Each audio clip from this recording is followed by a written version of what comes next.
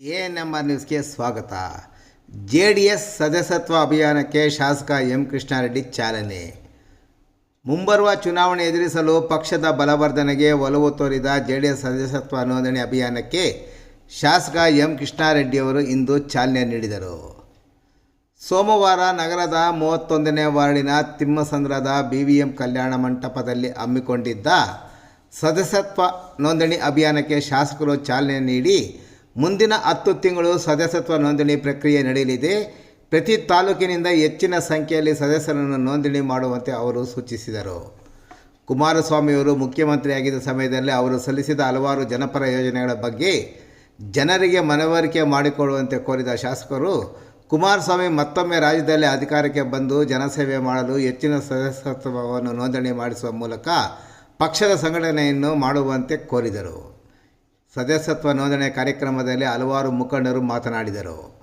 ಕಾರ್ಯಕ್ರಮದಲ್ಲಿ ಹಾಲಿ ಮತ್ತು ಮಾಜಿ ಚುನಾಯಿತ ಪ್ರತಿನಿಧಿಗಳು ಸೇರಿದಂತೆ ಪಕ್ಷದ ಮುಖಂಡರು, ಕಾರ್ಯಕರ್ತರು ಮತ್ತಿತರರು ಭಾಗವಹಿಸಿದ್ದರು.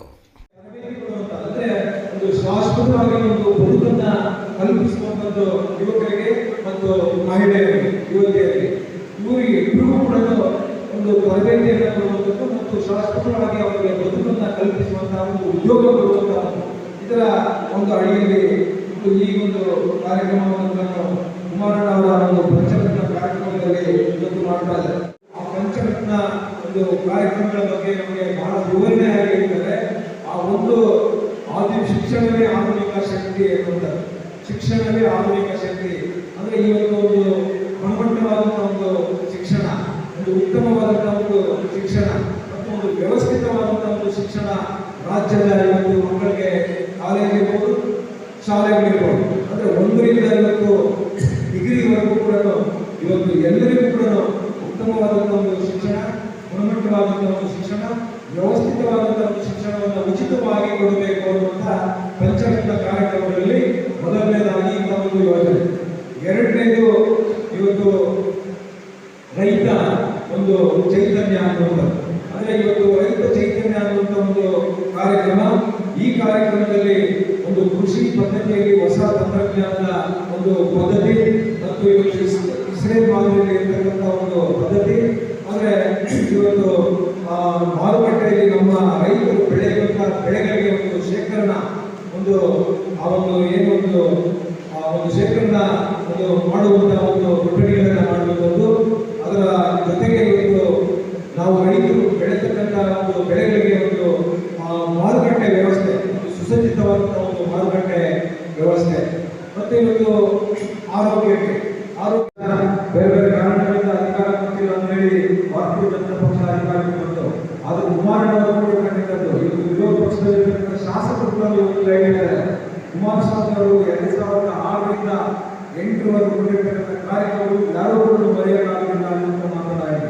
ನಾನು ಅನೇಕ ಸಂದರ್ಭದಲ್ಲಿ ಹೇಳಿದ್ದೇನೆ, 1999ರಿಂದ ಯಾರ್ಯಾರು ಮುಖ್ಯಮಂತ್ರಿಗಳಾಗಿದ್ರು, ಯಾರ್ಯಾರು ಈ ರಾಜ್ಯದಲ್ಲಿ ಸಾಲವನ್ನು ಮಾಡಿದ್ರು, ಆದರೆ ಕುಮಾರಸ್ವಾಮಿ ಅವರು 20 ತಿಂಗಳ ಕಾಲ ಇದ್ದಂಥ ಸಂದರ್ಭದಲ್ಲಿ ಕೇವಲ 2500 ಕೋಟಿ ಸಾಲ ಮಾಡಿದ್ರು. 2500 ಕೋಟಿ ಸಾಲ ಮಾಡಿದ್ರು. ಆದರೆ 3500 ಕೋಟಿ, ಆದರೆ ಅವರು 2500 ಕೋಟಿ ಸಾಲ ಮನ್ನಾ ಮಾಡಿದ್ರು. ಆವತ್ತಿನ ಸಂದರ್ಭದಲ್ಲಿ ಬೇರೆ ಬೇರೆಯವರನ್ನು ಕಂಪೇರ್ ಮಾಡಿದರೆ 10,000 ಕೋಟಿ, 15,000 ಕೋಟಿ, 25,000 ಕೋಟಿ, ಕಡೆಗೆ ಸಿದ್ದರಾಮಯ್ಯವರು 39,910 ಕೋಟಿ ಸಾಲ ಮಾಡಿದ್ರು. ಆದರೆ ಕುಮಾರಣ್ಣವರು ಅಷ್ಟು ದೊಡ್ಡ ಪ್ರಮಾಣಕ್ಕೆ ಹೋಗಲೇ ಇಲ್ಲ. ಆದರೆ ಸಾಲ ಮಾಡಿರ್ತಕ್ಕಂಥದ್ದು ಪ್ರಮಾಣ ಕಡಿಮೆ, ಆದರೆ ರೈತರ ಸಾಲ ಮನ್ನಾ ಮಾಡಿರ್ತಕ್ಕಂಥದ್ದು ಜಾಸ್ತಿ. ಹಾಗಾಗಿ ಮತ್ತೆ 2018ರಲ್ಲಿ ಮತ್ತೆ 1 ವರ್ಷ ಮುಖ್ಯಮಂತ್ರಿ ಆಗಿತ್ತು. ಅವತ್ತಿನ ನಂತರದಲ್ಲಿ ಬಹಳ ಕಷ್ಟಪಟ್ಟರು.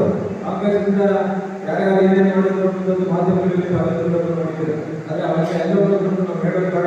ಹಾಗಾಗಿ 2 ಬಾರಿ ಮುಖ್ಯಮಂತ್ರಿಗಳಾಗಿರ್ತಕ್ಕಂಥ ಸಂದರ್ಭದಲ್ಲಿ ಯಾವ್ಯಾವ ರೀತಿ ತೊಂದರೆಗಳನ್ನು ಅನುಭವಿಸಿದ್ವಿ, ಈ ರೀತಿ ತೊಂದರೆಗಳು ಮುಂದೆ ಅನುಭವಿಸೋದು ಬೇಡ. ಇವತ್ತು ನಾವು ಮನೆಗೂ ಭೇಟಿ ಮಾಡೋಣ, ನಮ್ಮ ಕಾರ್ಯಕರ್ತರ ಕೈ ಮುಗಿದು ಕೇಳೋಣ. ಇವತ್ತು ಕುಮಾರಣ್ಣವರನ್ನ ಈ ರಾಜ್ಯದಲ್ಲಿ 2023ರಲ್ಲಿ ನಡೆಯುವಂತ ಕರ್ನಾಟಕ ವಿಧಾನಸಭಾ ಚುನಾವಣೆಯಲ್ಲಿ ಕುಮಾರಣ್ಣ ಅವರು ರಾಜ್ಯದ ಮುಖ್ಯಮಂತ್ರಿಗಳಾದರೆ ನಮಗೆ ಒಳ್ಳೆ ಒಂದು ಅನುದಾನಗಳನ್ನ, ಒಳ್ಳೆ ಯೋಜನೆಗಳನ್ನ ಈ ರಾಜ್ಯಕ್ಕೆ ಕೊಡ್ತಾರೆ. ನಾವು 2 ಸಾರಿ ಬೇರೆಯವರ ಜೊತೆಯಲ್ಲಿ ಕಾಂಗ್ರೆಸ್ ಜೊತೆಯಲ್ಲಿ ಅಧಿಕಾರವನ್ನು ನಡೆಸಿದ್ದೇವೆ, ಬಿಜೆಪಿ ಜೊತೆಯಲ್ಲಿ ಅಧಿಕಾರವನ್ನು ನಡೆಸಿದ್ದೇವೆ. ಅದು ಯಾರ್ಯಾರ ಬಗ್ಗೆ ತೊಂದರೆಗಳು ಕೊಟ್ಟರು, ಆದರೆ ಆ ಸವಾಸ ನಮ್ಗೆ ಬೇಡ.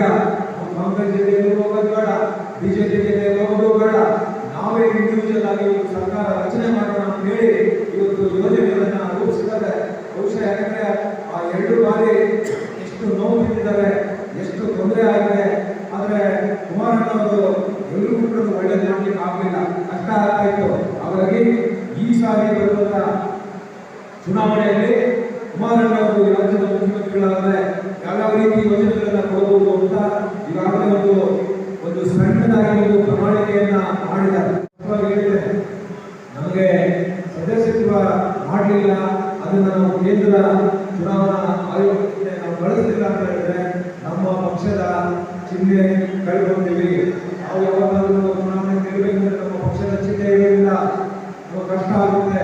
ಹಾಗಾಗಿ ನಾವೇ ಶಾಸಕರ ವಿಧಾನಸಭಾ ಚುನಾವಣೆ ಅಂತಲ್ಲ, ಲೋಕಸಭಾ ಚುನಾವಣೆ ಅಂತಲ್ಲ, ನಗರಸಭೆ ಚುನಾವಣೆ ನಮ್ಮ ಚಿಹ್ನೆ ಬೇಕು, ಅಥವಾ ತಾಲೂಕು ಪಂಚಾಯತಿ ಚುನಾವಣೆ ನಮ್ಮ ಚಿಹ್ನೆ ಬೇಕು, ಜಿಲ್ಲಾ ಪಂಚಾಯತಿ ಚುನಾವಣೆ ನಮ್ಮ ಚಿಹ್ನೆ ಬೇಕು, APMC ಚುನಾವಣೆ ನಮ್ಮ ಚಿಹ್ನೆ ಬೇಕು.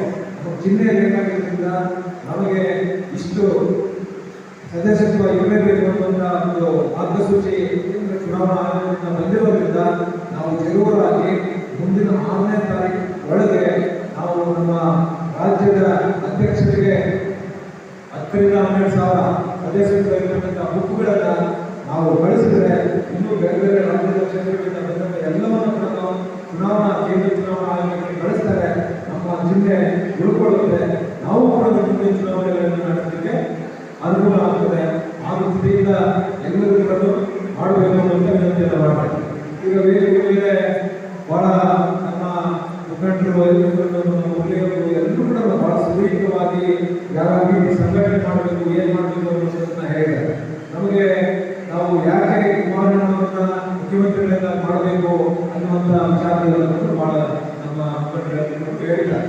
ಇವತ್ತು ಕುಮಾರಣ್ಣವರು 2006ರಿಂದ 2008ವರೆಗೂ ಕೂಡ ಮುಖ್ಯಮಂತ್ರಿಗಳಾಗಿ 20 ತಿಂಗಳ ಕಾಲ ಮುಖ್ಯಮಂತ್ರಿಗಳಾಗಿ ಬಹುಶಃ ಇವತ್ತು ಕೂಡ 2006ರಿಂದ 2008ವರೆಗೆ ಅವರೇನು ಕೆಲಸ ಮಾಡಿದ್ರು ಇವತ್ತು ಕೂಡ ರಾಜ್ಯದ ಜನ ಇವತ್ತು ಮೆಚ್ಚುವಂತ ಕಾರ್ಯಕ್ರಮಗಳನ್ನು ನಾವು ಈ ಸಂದರ್ಭದಲ್ಲಿ ಮಾಡಿದ್ದಾರೆ. ನಮ್ಮದು ರಾಷ್ಟ್ರೀಯ ಪಕ್ಷ ಆಗಿರುವುದರಿಂದ ಇವತ್ತು ಬಹುಶಃ ಕೇರಳದಲ್ಲಿ ಕಳೆದ ಬಾರಿ 2 ಶಾಸಕರಾಗಿದ್ದರು ನಮ್ಮ ಪಕ್ಷದಿಂದ, 2 ಕೂಡ ಮಂತ್ರಿಗಳಾಗಿದ್ದರು. ಈ ಸಾರಿ ಕೇರಳದಲ್ಲಿ 2 ಶಾಸಕರಾಗಿದ್ದಾರೆ, 1 ಮಂತ್ರಿಗಳಾಗಿದ್ದಾರೆ. ಇವತ್ತು ತಮಿಳುನಾಡಲ್ಲಿ ನಮ್ಮದು ಸ್ಟೇಟ್ ಒಂದು ಕ್ಯಾಡರ್ಸ್ ಇದ್ದಾರೆ, ಸ್ಟೇಟ್ ಕ್ಯಾಡರ್ಸ್ ಇದ್ದಾರೆ ತಮಿಳುನಾಡಲ್ಲಿ, ಕೇರಳದಲ್ಲಿದ್ದಾರೆ, ಕರ್ನಾಟಕದಲ್ಲಿ ಇದೆ, ಮತ್ತು ಆಂಧ್ರದಲ್ಲಿದೆ, ತೆಲಂಗಾಣದಲ್ಲಿದೆ, ಒರಿಸ್ಸಾದಲ್ಲಿದೆ, ಮಹಾರಾಷ್ಟ್ರದಲ್ಲಿದೆ. ಎಲ್ಲ ಕಡೆಗಳಲ್ಲೂ ನಮ್ಮ ಪಕ್ಷದ ಕ್ಯಾಡರ್ಸ್ ಇದ್ದಾರೆ, ನಮ್ಮ ಕಾರ್ಯಕರ್ತರಿದ್ದಾರೆ. ಹಾಗಾಗಿ ನಮ್ಮ ಚುನಾವಣಾ ಆಯೋಗ ಒಂದು ನೋಟಿಸ್ ಅನ್ನು ಕೊಟ್ಟಿದ್ದಾರೆ. ನೀವು ಇಷ್ಟು ಲಕ್ಷ ಸದಸ್ಯತ್ವ ಇಲ್ಲ ಅಂತ ಹೇಳಿದ್ರೆ ನಿಮ್ಮ ಚಿಹ್ನೆ ಹೋಗುತ್ತೆ, ನಿಮ್ಮ ಚಿಹ್ನೆ ಇರಬೇಕಾದ್ರೆ ನೀವು ಪಕ್ಷದ ಸದಸ್ಯತ್ವವನ್ನು ನೀವು ಆಗಲೇಬೇಕು ಅನ್ನುವಂತಹ ಸೂಚನೆಯನ್ನ ಮಾನ್ಯ ಮಾಜಿ ಪ್ರಧಾನಮಂತ್ರಿಗಳಾದಂಥ ದೇವೇಗೌಡರು ನಮ್ಮ ಪಕ್ಷಕ್ಕೆ ಒಂದು ನೋಟಿಸ್ ಕೊಟ್ಟಿರುವಂತಹ ಕಾರಣಕ್ಕೆ ನಾವು ಜರೂರಾಗಿ ನಮ್ಮ ಕ್ಷೇತ್ರದಿಂದ 10 ರಿಂದ 12,000 ಮತ್ತು ಗ್ರಾಮೀಣ ಭಾಗದಲ್ಲಿ 6,000ಕ್ಕಿಂತ ಹೆಚ್ಚು ಸದಸ್ಯತ್ವ ನೋಂದಣಿ ಈಗಾಗಲೇ ಪ್ರಾರಂಭ ಆಗಿದೆ. ನಗರ ಭಾಗದಲ್ಲಿ ಒಂದೊಂದು ವಾರ್ಡ್ನಿಂದ 200 ಸದಸ್ಯತ್ವವನ್ನು ನಾವು ನೋಂದಣಿ ಮಾಡಲೇಬೇಕಾಗಿದೆ. ಹಾಗಾಗಿ ನೀವೆಲ್ಲರೂ ಕೂಡ ಈ ಕ್ಷಣದಿಂದ ನಾವು ಈ ಕಾರ್ಯಕ್ರಮ ಆಗುವುದ ನಂತರ ನಿಮ್ಮ ವಾರ್ಡ್ಗಳಲ್ಲಿ ನಮ್ಮ ಘಟಕಗಳ ಪದಾಧಿಕಾರಿಗಳಾಗಿದ್ದಾರೆ, ನಗರಸಭಾ ಸದಸ್ಯರಾಗಿದ್ದಾರೆ, ಪರಾಜಿತ ಸದಸ್ಯರಾಗಿದ್ದಾರೆ, ನಮ್ಮ ಮುಖಂಡರಾಗಿದ್ದಾರೆ, ನಮ್ಮ ಕಾರ್ಯಕರ್ತರಾಗಿದ್ದಾರೆ.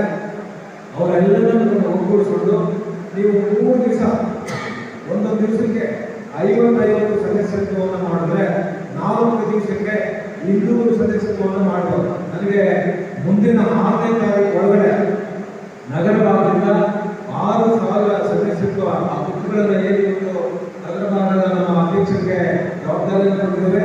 ನಿಮ್ಮನ್ನೆಲ್ಲರನ್ನೂ ಕೂಡ ಕಾಂಟ್ಯಾಕ್ಟ್ ಮಾಡಿ ಎಲ್ಲರೂ ಕೂಡ ನಾವು ಬುಕ್ಗಳನ್ನು ಕೊಡ್ತಾರೆ.